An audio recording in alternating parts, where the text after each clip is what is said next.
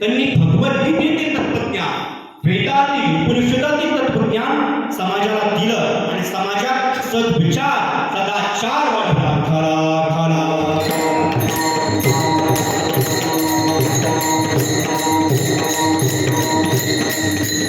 आदिगुरु श्री शंकराचार्यांच्या काही शतकानंतर पुन्हा या भारतवर्षात अंधश्रद्धेचा पगडा पडला. अज्ञान पसरलं. सगळ्या तळागाळातल्या शेतकरी लोकांनी फक्त काबाड कष्ट करायचे. शेतकऱ्यांनी ज्ञानार्जन करायचं नाही, शिक्षण करायचं नाही, परमार्थ करायचं नाही, भक्ती करायची नाही. ठराविक वर्गांनी वेदांचं, उपनिषदांचं, ग्रंथांचं अध्ययन करायचं आणि फक्त ब्राह्मण लोकांनी सल्ला देण्याचं काम करायचं. आणि सगळ्या तळागाळातल्या समाजाने फक्त काबाड कष्ट करायचे, ज्ञानार्जन करायचं नाही. ठराविक वर्ग सांगे 30 दिशा. अशी अंधश्रद्धा पसरलेली असताना तळागाळातल्या सगळ्या समाजाला ज्ञान प्राप्त करण्याचा अधिकार नसताना आजपासून 750 वर्षापूर्वी या भारतवर्षात, या महाराष्ट्राच्या पुण्य आणि पवित्र भूमीत भगवान श्री ज्ञानोबराय जन्माला आले आणि माऊली ज्ञानोबाईंनी वारकरी संप्रदायात आपला ज्ञानदेव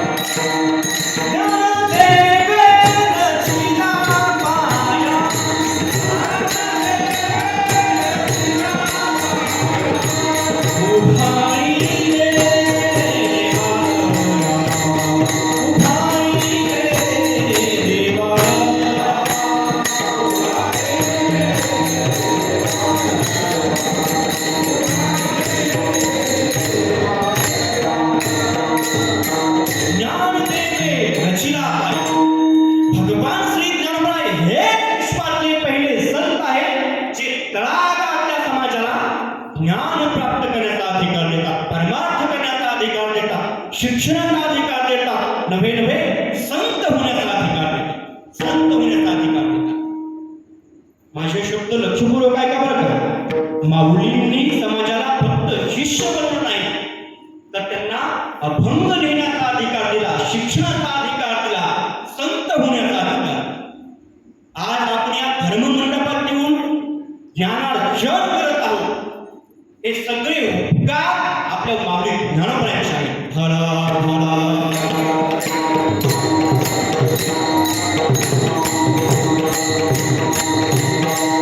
माऊली ज्ञानोबाईंच्या पूर्वी ठराविक वर्ग ज्ञानार्जन करायचा आणि माऊलींच्या परंपरेत सुद्धा एक गुरु एक शिष्य अशी परंपरा. आदिनाथ गुरु सकळ सिद्धांता तिथपासून ते गहिने प्रसादे निवृत्ती दाता ज्ञानदेवा सार तोच दिले इथपर्यंत ती परंपरा आहे. आणि एक गुरु एक शिष्य ही परंपरा माऊली ज्ञानोबाईंनी मोडीत काढून तळागाळातल्या सगळ्या समाजाला परमार्थ करण्याचा अधिकार दिला, ज्ञानार्जन करण्याचा अधिकार दिला, भक्ती करण्याचा अधिकार दिला, नवे नवे संत होण्याचा अधिकार, संत होण्याचा अधिकार दिला.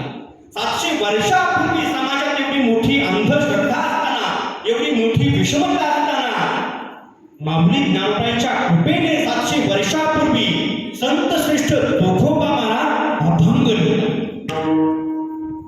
इतकी मोठी विषमता असताना संत श्रेष्ठ तुकोबारायांना माऊलींनी संत बनवलं, संत बनवलं.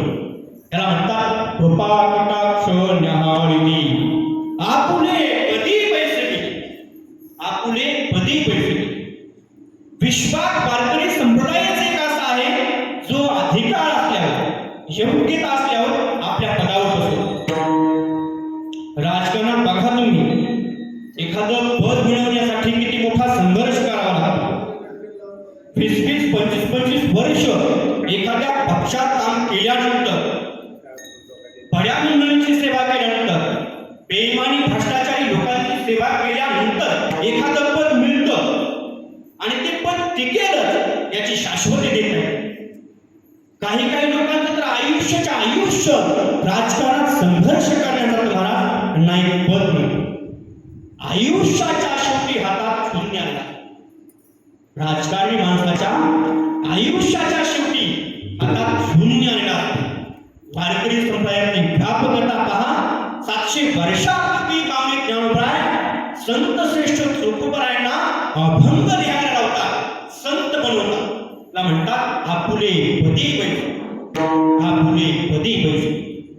काय गोड अभंग आहे श्रेष्ठ तुकोबा महाराजांचे. जोहार माय बाप जोहार, खट नट यावे शुद्ध होऊन या जावे, दमनी पिटी आवडीने तुठा ऊस डोंगा परी रस नोहे डोंगा. काय भरला सिगर लिया रंगा, नदी डोंगी परी शर नाही डोंगा. काय भरला सिगर लिया रंगा, चोखा डोंगा परी भाव नाही डोंगा.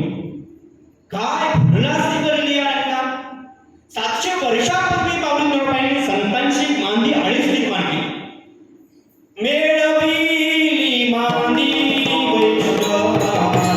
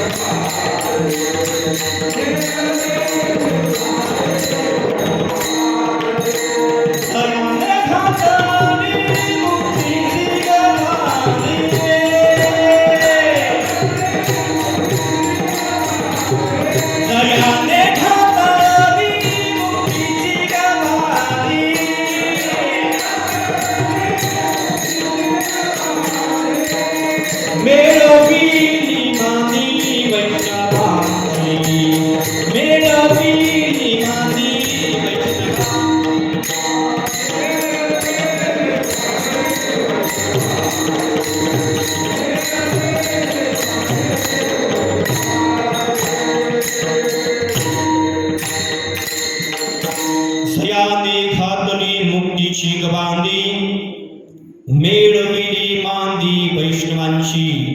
मुक्तीची गबांधी. गबांधी या शब्दाचा अर्थ अन्नक्षेत्र असा होतो बरं का. अन्नक्षेत्र. माऊली ज्ञानोबाईंनी मुक्तीचं मोक्षाचं अन्नक्षेत्र का. मेळविली मांदी वैष्णवांची. मांदी आळी हा वारकरी संप्रदायाचा खूप गोड शब्द आहे. मेळविली मांदी वैष्णवांची. पसा येताना सुद्धा मांदी आळी शब्द आहे. ईश्वर इष्टांची मांदी आहे. ईश्वरावर ज्यांची निष्ठा आहे अशांची मांदी आहे.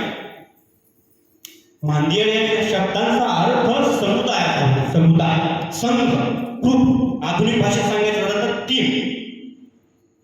मग कोणकोणते संत होते माऊली ज्ञानोबांच्या मांदी आळीमध्ये. संत श्रेष्ठ सावता महाराज, वारकरी संप्रदायाचे ज्येष्ठ संत सावता महाराज. सावता सागर प्रेमाचे आगर. काय गोड वर्णन आहे संत शिरोमणी नामदेव महाराजांनी सावता महाराजांचं. सावता सागर प्रेमाचे आगर.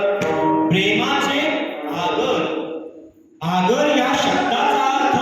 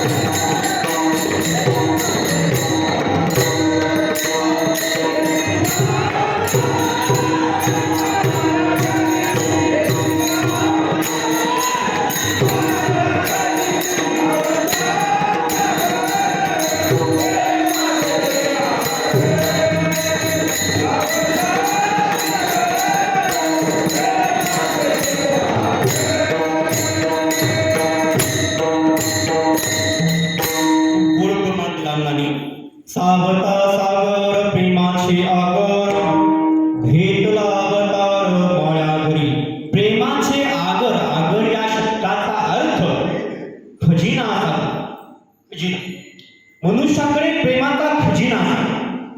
फार काही लागत नाही बरं का. आदर्श जीवन जगण्यासाठी, उच्च विचाराने जीवन जगण्यासाठी फार काही लागत नाही.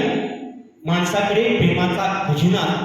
मनुष्याचा स्वभाव प्रेमळ असावा आणि आपल्या वाणीत गोडवा, गोड आपली वाणी असावी. आपलं अंतःकरण निष्कपट असावं. सगळं जग आपल्या उपयोग करतं आणि आपल्या वाणीत गोडवा येण्यासाठी संतांची कृपा असावी. संतांची कृपा व्हावी. संत शिरोमणी नामदेव महाराज, संत श्रेष्ठ वारकरी संप्रदायाचे ज्येष्ठ संत सावता महाराजांचं वर्णन करतात. नामापुढे त्यांचा जन्म सुफल झाला, वंश उद्धारिला माळी. नामामुळे त्यांचा जन्म सुफल झाला. मनुष्य जीवनात येऊन आपला जन्म सुफल व्हावा, आपला जन्म सुफल व्हावा हे संतांकडून शिका बरं का. हे जीवन खूप अनमोल आहे. नरदेह दुर्लभ जाना, मागुता हा नाही मनुष्य देह जगद्गुरु तुकोबाराय म्हणतात. म्हणून या मानवी जीवनात येऊन सत्कर्म करा, पुण्याचरण करा. सत्कर्म हे मनुष्याचं ध्येय आहे. सत्कर्म हे मनुष्याचं टार्गेट असलं पाहिजे.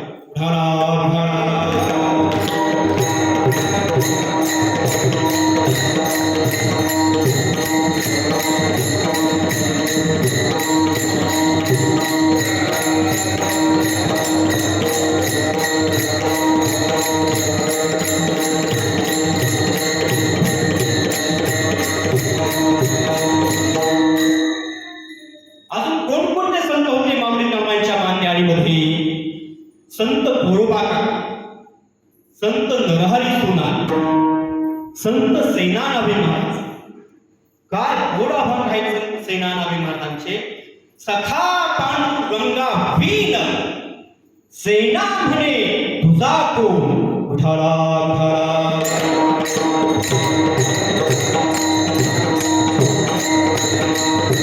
संत श्रेष्ठ बंका महाराजांचे अभंग वारकरी संप्रदायात गायले जातात. संत श्रेष्ठ जोगोबायांचे पुत्र संत परमामेळा महाराज यांचे अभंग वारकरी संप्रदायात गायले जातात. आणि अजून पुढे जाऊन म्हणतो 100 वर्षापूर्वी आपली भारतीय समाज व्यवस्था अशी चालत होती. तळागाळातल्या सगळ्या समाजाला मंदिरात नेण्यात आलं. इतकी मोठी अंधश्रद्धा होती, एवढी मोठी विषमता होती. महामानव डॉक्टर बाबासाहेब आंबेडकर यांनी नाशिकमध्ये काळाराम मंदिराच्या समोर आंदोलन आणि उपोषण केले की सगळ्यांना मंदिरात देवाचं दर्शन घेण्याचा अधिकार. पंढरपुरात सुद्धा चांदी गुरुजींनी आंदोलन उपोषण केले. सगळ्यांना पांडुरंगाचं दर्शन घेण्याचा अधिकार.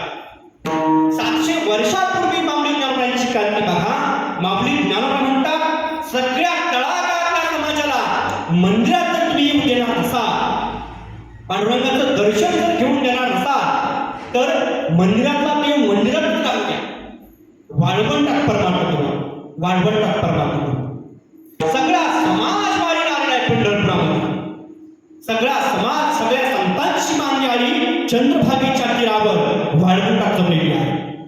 आणि संत शिरोमणी नामदेव महाराज चंद्रभागेच्या तीरावर संतांच्या मांदी आली वाळवंटात कीर्तन करतात. सगळा समाज कीर्तनाचा आनंद घेतोय. भगवंताला मंदिरात करणारे कोण? पांडुरंग परमात्मा संतांच्या कीर्तनात, संत शिरोमणी नामदेव महाराजांच्या कीर्तनात भगवंत येतात. आणि संतांची सेवक म्हणून घेणाऱ्या अनाथ असलेल्या संत जनाबाई संत शिरोमणी नामदेव महाराजांच्या कीर्तनात विनाश येतात. आणि संत जनाबाई वारकरी संप्रदायाचा पाया रचणाऱ्या भगवान श्री ज्ञानोबांना म्हणतात जणी म्हणे ज्ञान देवा बोला भंग, जणी म्हणे ज्ञान देवा बोला भंग.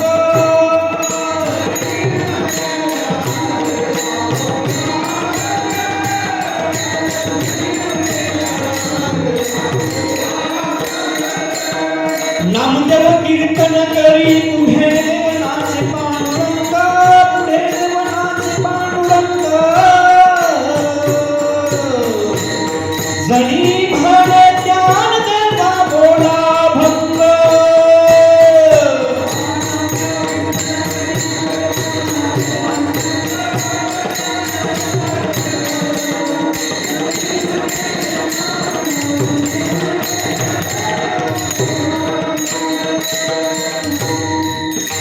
संत जनाबाई माऊलींना म्हणतात, माऊली तुम्ही प्रमाण म्हणा, तुम्ही चालता. त्याला म्हणतात वारकरी संप्रदायातील अध्यात्मातली व्यापकता. 100 वर्षापूर्वी चालू द्या सासत काय आपल्या भारतीय समाज व्यवस्थेत 100 वर्षापूर्वी स्त्रियांना शिक्षणाचा अधिकार नव्हता. पण 700 वर्षापूर्वी माऊली जनाबाईंनी स्त्रियांना अभंग लिहिण्याचा अधिकार, संत होण्याचा अधिकार, शिक्षणाचा अधिकार दिला आहे.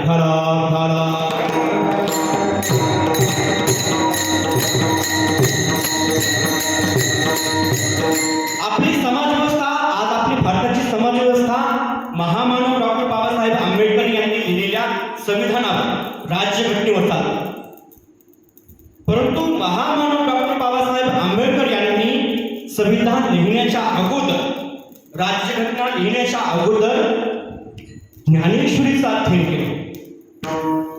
भारतीय अध्यात्माची सेवा, भारतीय अध्यात्माचा अभ्यास महामानव डॉक्टर बाबासाहेब आंबेडकर यांनी केला. पाश्चिमात्य संस्कृतीचा त्यांनी अभ्यास केला आणि भारतीय अध्यात्माचा अभ्यास केला आणि मग राज्यघटना, कारण की संतांनी अगोदर सगळ्यांना अधिकार दिलेला आहे आणि मग महापुरुषांनी केले. त्या काळामध्ये एवढी मोठी अंधश्रद्धा होती, एवढी मोठी विषमता होती. त्या काळामध्ये बाबासाहेबांनी बहिष्कृत भारत नावाचं पाक्षिक समाजाच्या जनजागृतीसाठी काढलं, समाज जागा करण्यासाठी काढलं होतं. आणि त्या बहिष्कृत भारत पाक्षिकाच्या मुख पृष्ठावर माऊली ज्ञानाची गोबी टायटल होतं, शीर्षक होतं, हृदयाचे ढिलेपण येथ निगयासी नव्हे काय, हे संग्रामी पतन सात क्षत्रियांचे.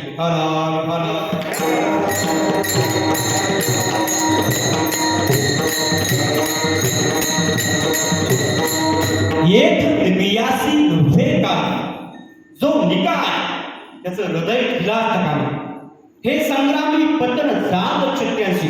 कोणतंही युद्ध तुम्हाला जिंकायचं असेल, कोणतंही ध्येय तुम्हाला प्राप्त करायचं असेल, कोणतंही टार्गेट पूर्ण करायचं असेल, मनात खर्च करून होता कामा नये. मन बळकट असल्यानं तिथेच तो जिंकतो. कोणतंही ध्येय प्राप्त करायचं असेल, मन बळकट करा. जगद्गुरु तुकोबांचं प्रमाण आहे, होई बळकट माझ्या मना तू रे धीर धरा धरा.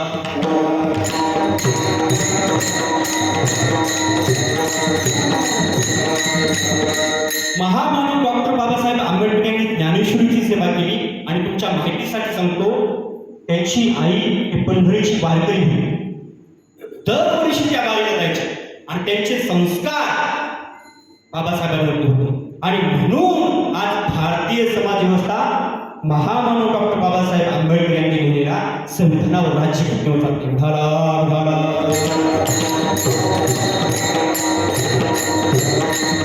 आणि म्हणून 700 वर्षांपूर्वी माऊली जनाबाईंनी तळागाळातल्या समाजाला परमार्थ करण्याचा अधिकार दिला, भक्ती करण्याचा अधिकार दिला, ज्ञानार्जन करण्याचा अधिकार दिला, नव्हे नव्हे संत होण्याचा अधिकार दिला.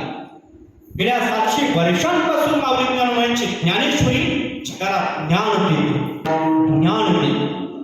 अवघ्या वयाच्या 22व्या वर्षी माऊलींनी संजीवन समाधी. आणि आजही माऊली आहेत बरं, आजही माऊली ज्ञानोबाई, आपण श्रद्धेने जर माऊलींची सेवा केली, ज्ञानेश्वरीची सेवा केली, आजही आपल्या माऊली कृपा करता. आजही ज्ञानेश्वरी आपल्याला ज्ञानच देते, आजही ज्ञानेश्वरी आपल्याला प्रगल्भच करते.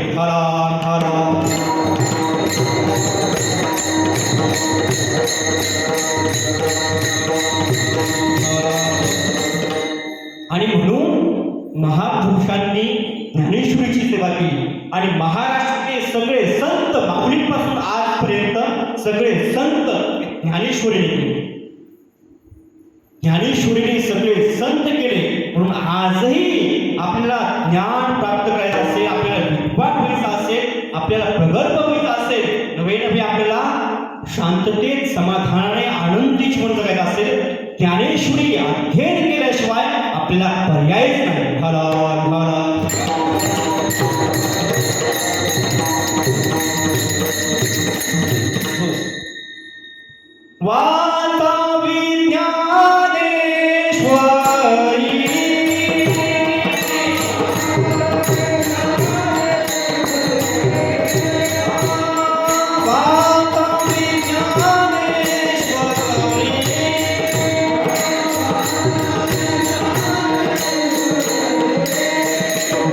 पहा मी पंढरी, डोळा पहा मी पंढरी.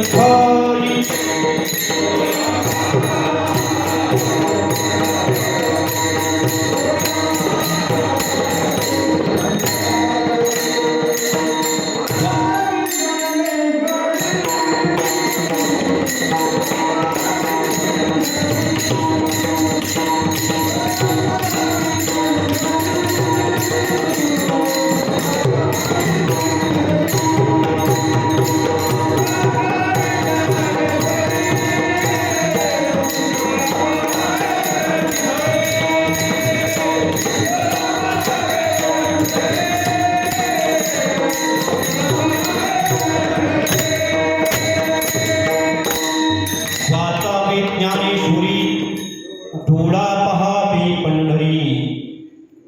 तेव्हा भाव धरून या वाचे ज्ञानेश्वरी, कृपा करी हरी प्यावी.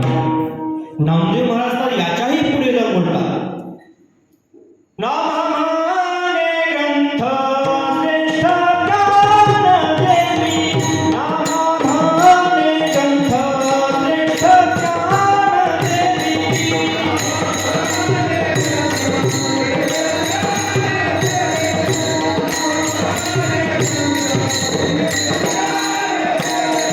एकतरी गोवी अनुभवावी, एकतरी गोवी अनुभवावी.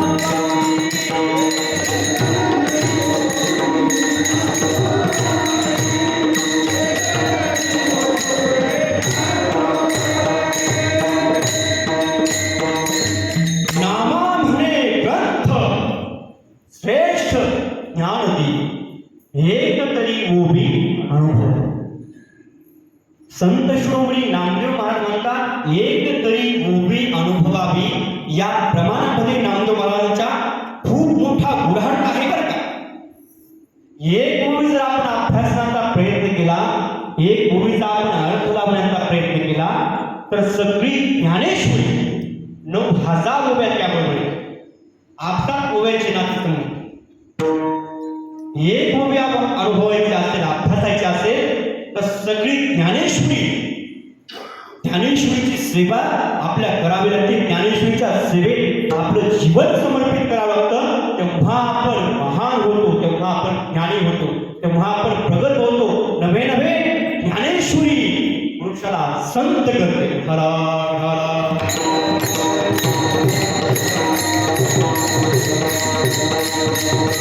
आणि म्हणून माऊली ज्ञानोबाईंनी एवढी मोठी क्रांती केली. माऊली ज्ञानोबाईंच्या पुढे पुढे वारकरी संप्रदायाची परंपरा चालत चालत संत श्रेष्ठ भानुदास महाराज यांच्यापर्यंत आहे. भानुदास महाराजांच्या गवळणी फार प्रसिद्ध आहे बरं का वारकरी संप्रदायामध्ये. वृंदावनी वेणू कमनासा माय वाजे ही भानुदास महाराजांची गवळ. आणि भानुदास महाराजांच्या पुढे पुढे वारकरी संप्रदायाची परंपरा चालत आली. मराठवाड्यातील थोर संत पैठण निवासी शांतीब्रह्म एकनाथ. सकल संता माझी राजा स्वामी एकनाथ माझा, स्वामी एकनाथ माझा, स्वामी एकनाथ.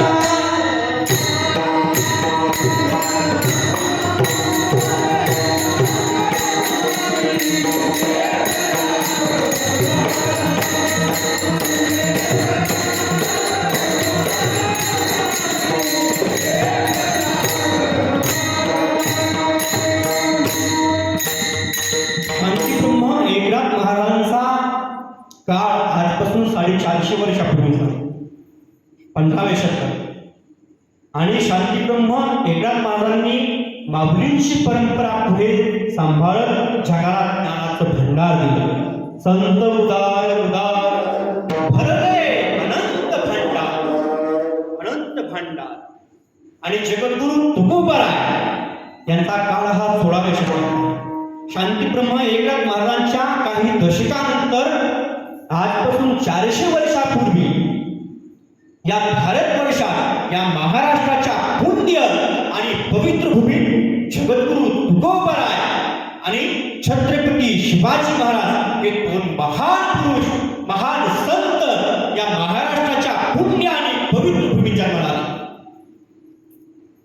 जेथे हरीचे दास जन्म घेती,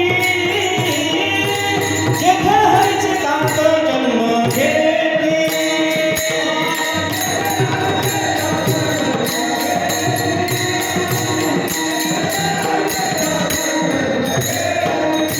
पवित्र ते फूल पावन तो देश,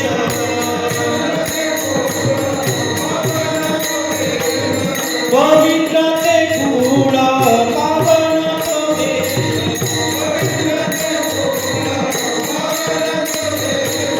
जेथे हरीचे दास जन्म घेती, जेथे हरीचे दास जन्म घेती.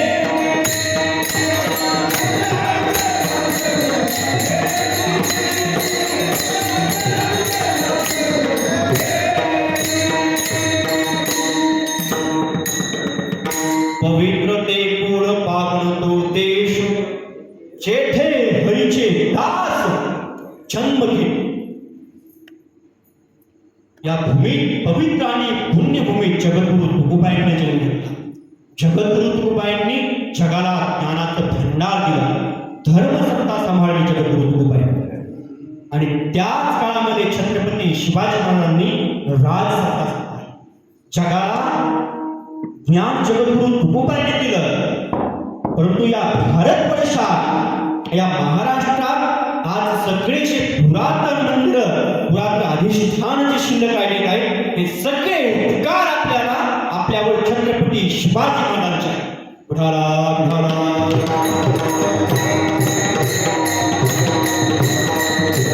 आज चिंतनाच्या अभंगात जगद्गुरु तुकोबांनी या जगातला बलवान जो कोणी आहे त्याचं वर्णन केलं.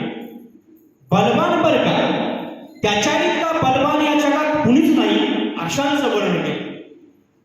नास्तिक माणसं आहेत, भोगाला मानणारी माणसं आहेत, शिक्षणामुळे भोगाकडे त्यांची प्रवृत्ती झालेली आहे, असे सगळे लोक. आणि आस्तिक माणसं जे आहेत, देवाला मानणारी माणसं जी आहेत, संतांची सेवा करणारी जी माणसं आहेत, या सगळ्यांना चमत्कार वाटेल असं या अभंगात जगद्गुरु तुकोबा या अभंगात भगवंताचं वर्णन करत नाही. या जगातला जो बलवान आहे ना, प्रत्येक माणसाला झोकवणारा, प्रत्येक माणसाच्या कानाखाली मारणारा तो काळ. देवाला माना न माना हा तुमच्या मर्जीचा प्रश्न. तुम्ही कोण आहात, तुम्ही किती शिकलेले आहात, तुम्ही किती धनवान आहात, तुम्ही किती नैतिकतेने वागता, खूप चांगला विषय आहे. तुम्ही किती भ्रष्टाचारी आहात, छोटा विषय. पण तो काळ असा आहे, ज्ञानशास्त्रामध्ये सूत्र आलेलं आहे, जन्याना जनक काळा. जगात जेवढे पदार्थ जन्माला येतात, लक्षपूर्वक आहे का बरं, जगात जेवढे पदार्थ जन्माला येतात त्याचा मालक हा काळ आहे. देव नसतो त्याचा मालक, त्याचा मालक हा काळ असतो. म्हणून आपलं वय सांगावं लागतं. वय सांगणं म्हणजे काळाची जाणीव करून घेणे.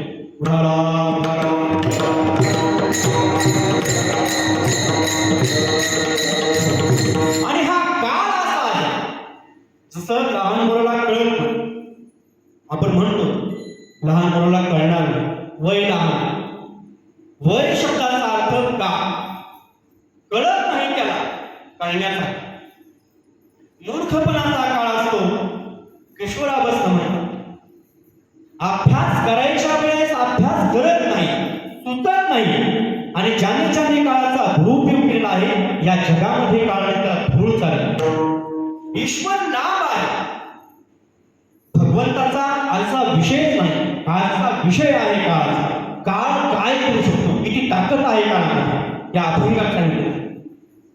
संत देखील काळ बनवतो, देव देखील काळ देवाची भेट करतो. आणि या जगातला सगळ्यात मोठा दाता असेल तर तो काळ आहे. जगद्गुरु तुकोबा अभंगाच्या 4थ्या चरणात सांगतात, तुका म्हणे मंगळा, तुका म्हणे मंगळा.